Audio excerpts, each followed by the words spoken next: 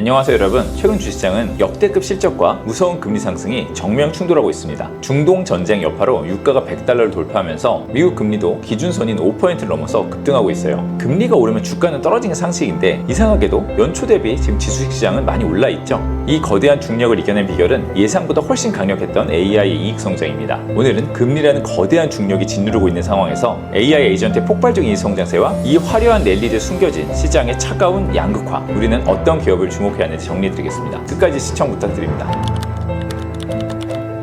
지금 시장을 한마디로 얘기하면 이익 성장과 금리 상승이 부딪히고 있죠. 작년 말을 생각해보면 올해 초까지도 금리를 2번 정도 인하할 전망이었어요. 당시 유가가 50에서 60불 정도였고 물가 상승률이 2% 중반 정도까지 굉장히 안정돼 있었습니다. 충분히 금리는 할 수 있었죠. 시중금리, 10년물 금리도 4%까지 내려오면서 역시 안정돼 있었어요. 유동성 측면에서 전체로 긍정적인 환경이었습니다. 시장 전체가 좋은 국면으로 같이 올라가고 있었죠. 그런데 아시다시피 2월 말 이란 전쟁이 시작되었고요. 호르무즈 해협 봉쇄가 시작됐어요. 전쟁 자체는 주식시장에 큰 영향을 직접적으로 미치지 않지만 이 호르무즈에 봉쇄되면서 유가가 주식시장에 영향을 미치기 시작한 거예요. 휴전한다, 종전한다 얘기가 있었지만 실제 해협 통과는 계속 막히면서 유가가 100불 이상을 유지합니다. 유가는 유가 자체도 물가에서 큰 부분을 차지하지만 비료 가격이라든가 식품, 플라스틱 가격까지 영향을 주면서 전체적인 물가 상승에 큰 영향을 줍니다. 유가가 상승하면 먼저 PPI, 생산자 물가 지수가 빠르게 오르고 그 뒤 CPI로 계속해서 전가되는 모습을 보이죠. 소비자 물가는 현재 3.8%까지 2.5%에서 많이 올라왔는데 생산자 물가 지수는 6%나 됩니다. 다음 달, 다다음 달 가면서 CPI가 더 오를 우려가 있는 거죠. 장기 금리는 인플레가 올라가면 보통 올라가는데 이에 따라 10년물 금리가 4.6%, 30년물 금리가 5.1%를 넘어서기도 했어요. 미국은 안 그래도 부채가 많고 장기 금리가 5%가 넘어가면 안 된다고 하는데 이미 넘어선 거죠. 금리는 주식시장에서 할인율로 작용합니다. 우리가 분수를 볼 때 분모에 해당하는 것이 금리라고 생각하시면 돼요. 분모가 커진다, 즉 금리가 올라가면 주식시장 할인율이 높아지면서 주식 가치가 떨어지는 거죠. 밸류에이션 측면에서만 봐도 그렇고 금리가 높아지면 실제 경제에도 악영향이 있기 때문에 더 큰 영향을 줄 수도 있습니다.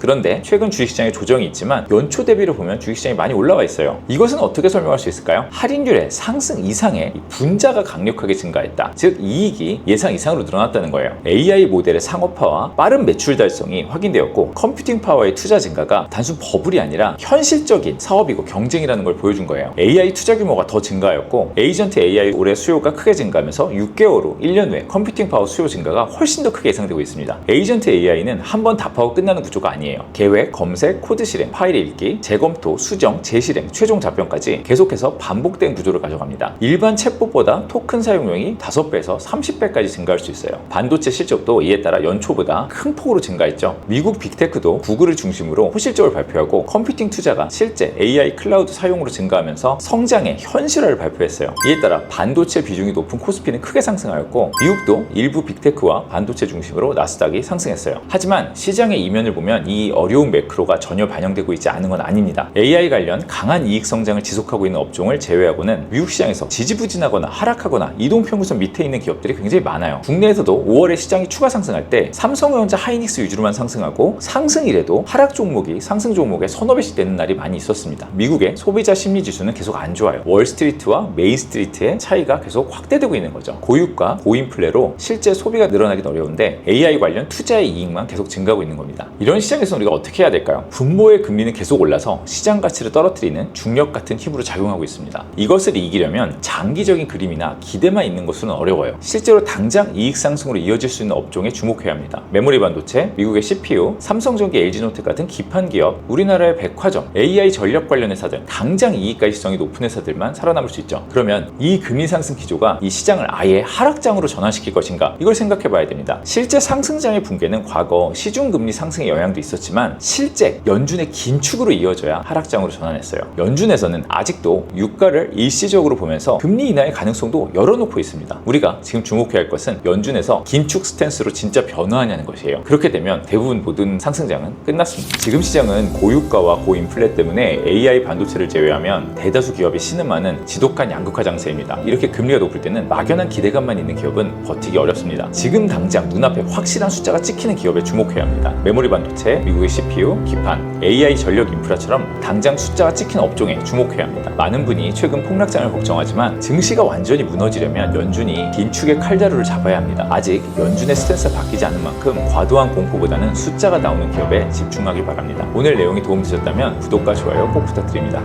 감사합니다.